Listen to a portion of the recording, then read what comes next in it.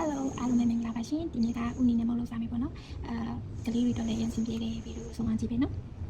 ဦးနီကိုအေးရေးစင်းနေပေါ့နော်ဦးနီကိုရေးစပြီးသွားလို့ရှိရင်အခုအရင်ခေါင်းလေးပေါ့နော်ဦးနီကိုရေးစပြီးသွားလို့ရှိရင်အခုခေါင်းမယ်အခုခေါ်ပြီးလို့ရှိရင်ပပလေးတွေလေးပဲမယ်ပေါ့နော်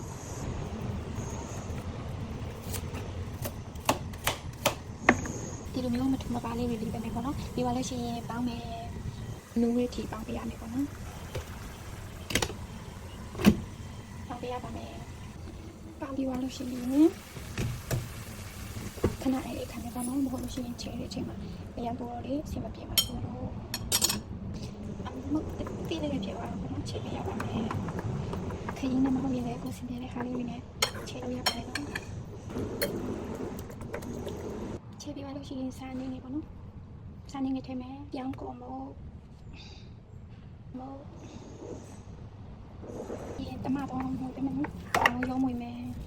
ဒီလိုလုံးလေးလုံးပြီးသွားလို့ရှိရင်ပေါ့နော်ဟိုကိုကြိုက်တဲ့ပုံစံလေးပုံဖော်လို့ရတယ်ပေါ့နော်တကူတခါကြီးလုပ်ချင်လည်းမလုပ်ဘူးဒါ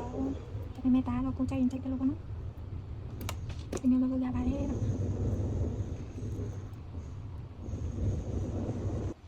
ကြောက်ဖို့စင်tiếpဖြစ်နေပါပြီမယ်ပေါ့နော်ရတာတော့မဟုတ်ဘူးဒီဟိုကတည်းကလေးကနေပါနော်